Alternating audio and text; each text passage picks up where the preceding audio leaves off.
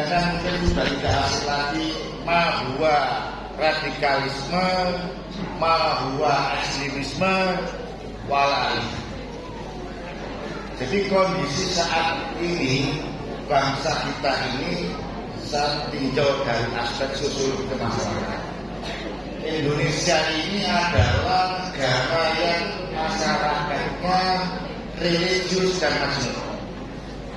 Ini sudah menjadi kesepakatan bahwa negara kita ini sangat heterogen, dan ini negara sudah sepakati Indonesia ini terdiri dari bermacam-macam suku, bermacam-macam agama, bermacam-macam bahasa dan sebagainya.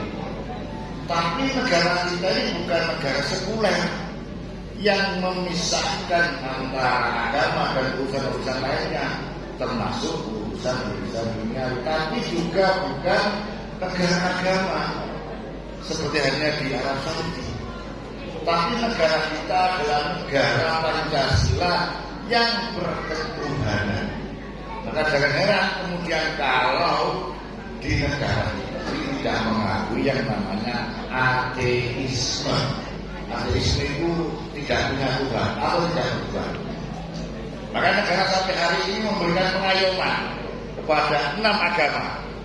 Agama Islam, agama Kristen, agama Protestan, agama Hindu, agama Buddha, dan di eranya Kiai Haji Abdul Rahman Wahid, agama Konghucu masuk dalam agama yang resmi dan negara. Ini adalah negara kita. Oleh karena itu dalam kehidupan beragama sangat dijamin, kemerdekaan beragama sangat dijamin. Siapapun masyarakat yang memeluk agama Islam mendapatkan layanan, mendapatkan pengayoman, mendapatkan pembinaan yang sama dari pemerintah tanpa terkecuali. Maka di kantor kami pun karena masyarakat Pasuruan ada beberapa kelompok masyarakat Hindu, Kristen, di kami pun ada layanan agama Hindu. Di sana ada sekelas kasih yang memberikan layanan terhadap agama Hindu, termasuk mungkin di Bogor ini. Ya, jadi itu persiapan kita. Maka tantangan yang kita hadapi hari ini adalah yang pertama, sesuai dengan tema yang saya sampaikan, adanya berkembangnya cara pandang, sikap, praktek beragama yang berlebihan, yang mengesampingkan martabat kemanusiaan. Ini yang dinamakan ekstrim. Ekstrim itu adalah sesuatu yang berlebihan. Ya, berkembangnya cara pandang, sikap, praktek beragama yang berlebihan, yang itu mengesampingkan martabat kemanusiaan. Yang kedua, tantangannya adalah berkembangnya klaim.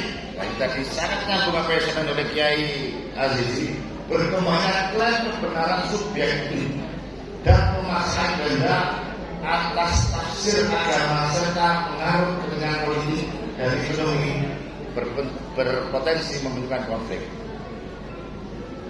Jadi orang Pasuruan itu jalur beri dong. Jadi memperjuang kajian karena itu dari sinyaman, bukan merasa dirinya paling benar, orang lain salah. Mereka memang golongannya salah, kafir. Maka berkembang ada namanya aliran takfiri. Mereka dari golongannya dianggap kafir. Dan yang ketiga, tantangan yang ketiga adalah berkembangnya semangat beragama yang tidak selaras dengan kecintaan berbangsa dan bernegara dalam bingkai NKRI. Kalau nomor 3 ini sudah dimunculkan di tengah masyarakat, berarti sudah mulai melenceng, sudah mulai menafikan kesepakatan para founding fathers kita, para pendiri negara. Pendiri negara kita itu ya para ahli, para ulama, para tokoh dari semua unsur. Agama Islam, agama Kristen, suku Jawa. Intinya bahwa negara ini dibentuk berdasarkan kesepakatan bersama. Maka jangan kemudian di sendiri ada jargon NKRI harga mati. Saklawase melok nyambung ya. Itu tantangannya Pak, 3 besar. Ya, tantangannya. Maka tantangan yang pertama adalah dengan cara memperkuat esensi ajaran agama dan kehidupan masyarakat. Termasuk kegiatan hari ini. Beliau sebagai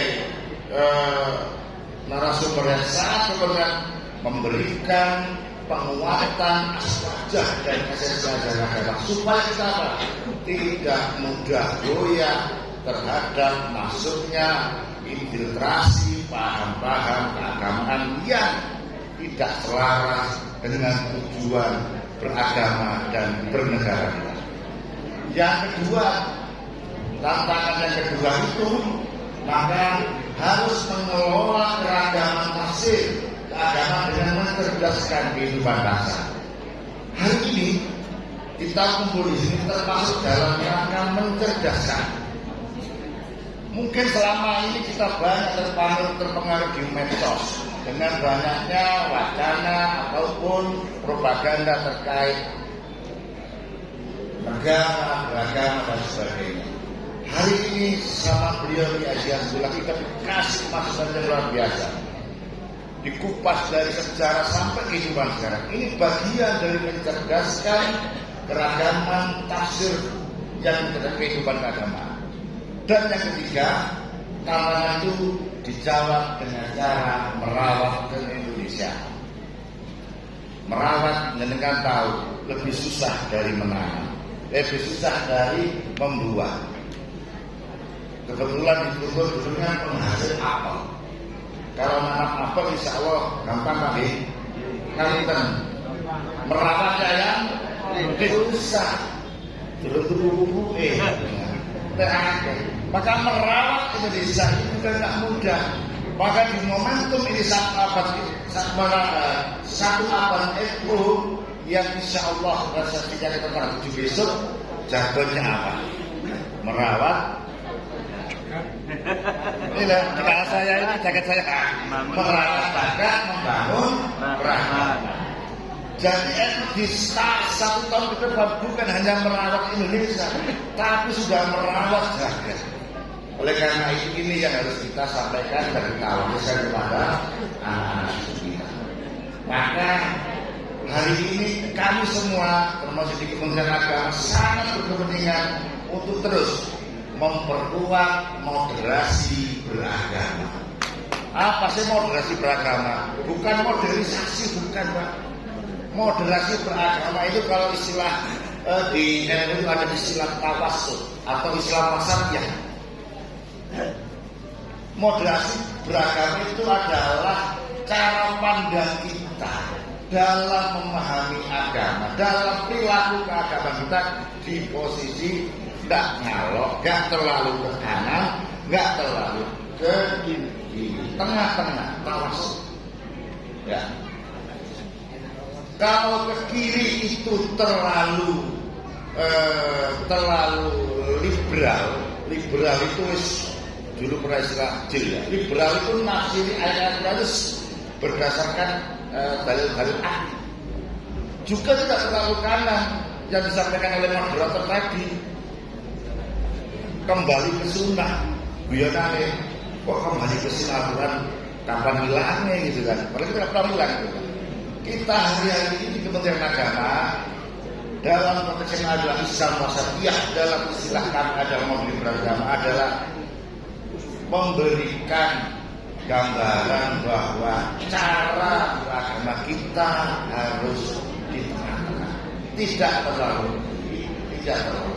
Sebetulnya ini bukan istilah baru di kalangan Nahdien ini sudah lama, selama kita berada hidup bertahun-tahun, mbah-mbah kita itu dalam kehidupan sehari-hari sudah sangat modern sekali. Ini semua tujuannya adalah dalam rangka menjaga harmoni kemasyarakatan. Oleh karena itu, yang paling akhir, apa sih indikator moderasi beragama itu? Bagaimana orang itu dikatakan moderat? Ketua MUI ini dikatakan moderat itu seperti apa? Maka ada 4 hal yang ingin saya sampaikan. Satu adalah tentang komitmen bangsa. Sudah saya ulas tadi, komitmen kita berbangsa, bahwa kita umat Islam yang ada di Indonesia ini juga beragama, juga bernegara. Kan pernah dengar istilah itu minal. Ini komitmen bangsa kita. Hari ini juga kita semua warga Nabi punya ini. Dan yang kedua, toleransi. Toleransi itu bahasa Arabnya tasamuh. Toleransi bahasa Jawa ini teposliyo dalam konteks hidup bermasyarakat, tidak dalam konteks masalah akidah. Kalau akidah dalam ahli sunnah wal jamaah Nahdiyah sudah jelas, paten tidak bisa diikuti lagi. Yang ketiga, anti kekerasan, menolak tindakan seseorang tertentu yang menggunakan cara kekerasan dalam menyampaikan paham agama. Dan dia itu tidak kenal namanya kekerasan itu. Dari dulu ya para kiai, para masyayikh kita itu menyampaikan dengan dakwah, dengan cara-cara halal seperti ini, pengajian, tidak ada sweeping minoritas, kita berdengar. Dan yang keempat, adaptasi terhadap budaya lokal, atau istilah kita itu penerima terhadap tradisi. Ini yang tadi sudah disampaikan semua sama beliau. Saya hanya menggarisbawahi saja bahwa orang itu dikatakan moderat. Yang pertama, satu, punya komitmen kebangsaan. Yang kedua, toleransi.